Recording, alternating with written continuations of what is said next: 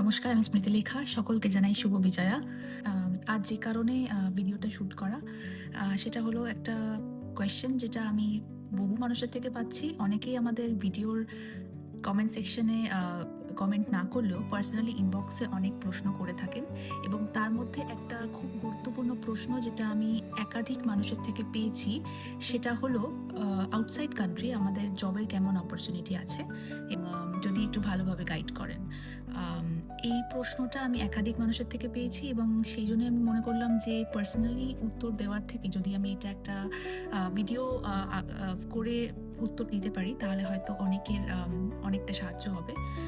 তো এই প্রসঙ্গের উত্তরে আমি প্রথমেই বলতে চাই যে বিদেশে কিন্তু জব অ্যাপ্লিক্যান্টসের জন্য সবথেকে ইম্পর্ট্যান্ট হলো জব এক্সপিরিয়েন্স।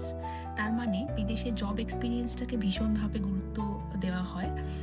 সেই কারণে যে কোনো অ্যাব্রড জব অ্যাপ্লিকেশনের জন্য সেই ফিল্ডে একাধিক বছরের এক্সপিরিয়েন্স থাকা ভীষণ প্রয়োজন, এবং সলিড রিসার্চ এক্সপিরিয়েন্স থাকা ভীষণ প্রয়োজন। তো এই প্রশ্নটা যিনি করেছেন তিনি জানিয়েছেন যে তিনি বিফার্ম করেছেন কলকাতা থেকে, এবং এখন তিনি রেগুলেটরি ডোমেনে চাকরিরত।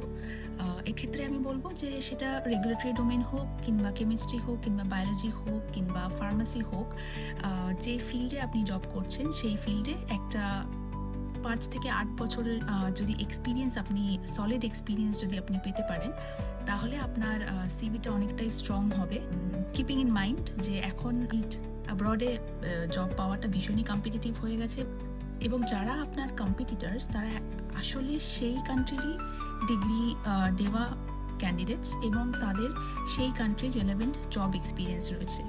তো আপনার একটা সলিড জব এক্সপিরিয়েন্স তৈরি করা ভীষণ important before you apply to any jobs abroad. তাই অবশ্যই চেষ্টা করুন রেলেভেন্ট কাজগুলি শেখার, through industry experience, through lab experience, through internships, যেটা আপনার প্রোফাইলকে আরও বেশি শক্তিশালী করবে। এবং আর অবশ্যই নিজের লিঙ্কডইন প্রোফাইলটার দিকে নজর দিন, সেটিকে আরও বেশি স্ট্রং করে তুলুন। লিঙ্কডইন প্রোফাইলের মাধ্যমে বিভিন্ন রিসার্চ সায়েন্টিস্ট অথবা কোম্পানি রিক্রুটারদের সাথে নেটওয়ার্ক তৈরি করা সম্ভব, এবং কানেকশন তৈরি করা সম্ভব। এই কানেকশনগুলি কিন্তু অনেক টাইমে চাকরি খোঁজার জন্য অনেকটা কাজে আসে। আরেকটা টিপ হলো, যদি আপনি আরেকটু সহজ পদ্ধতিতে অ্যাব্রডে জব পেতে চান, তাহলে হয়তো একটা মাস্টার্স বা একটা পিএইচডি বা একটা এমবিএর কথা ভাবতে পারেন। তাতে আপনার সেখানকার অ্যাব্রড যে কান্ট্রিতে আপনি জব করবেন সেই কান্ট্রিতে যদি আপনার কোনো ডিগ্রি থাকে, তাহলে সেখানে জব পাওয়াটা একটু হলেও সহজ হয়ে যায়। আশা করি আমি আপনার প্রশ্নের উত্তর দিতে পেরেছি। যারা আমাদের পিএইচডি অ্যাব্রড উইথ আস প্লেলিস্টটা এখনো অবধি চেক আউট করেনি, তারা অবশ্যই গিয়ে চেক আউট করুন। প্লেলিস্টের লিঙ্কটা এই ভিডিওর নিচে দেওয়া আছে। আপনারা যারা বিদেশে পিএইচডি করার জন্য অ্যাপ্লিকেশন করার কথা ভাবছেন, তাদের জন্য এটা খুবই গুরুত্বপূর্ণ একটা প্লেলিস্ট, এবং এখানে সব কিছু খুব ডিটেলসে আলোচনা করা হয়েছে, starting from the English language test to SOP to the admission procedure and everything related to the PhD abroad application. তো আপনারা সেটা চেক আউট করতে পারেন। ফার্মাসি রিলেটেড অথবা পিএইচডি অ্যাব্রড রিলেটেড যদি কোনো রকম কোয়েশ্চেন থাকে, তাহলে অবশ্যই এই ভিডিওটার কমেন্ট সেকশনে আমাকে জানান। আমি চেষ্টা করব আমার নলেজ অনুযায়ী আপনাদেরকে গাইড করার। ফার্মাসি রিলেটেড আরও এরকম ইনফরমেটিভ ভিডিও পাওয়ার জন্য অবশ্যই বং ক্যাপিটাল আমেরিকা চ্যানেলটিকে সাবস্ক্রাইব করুন।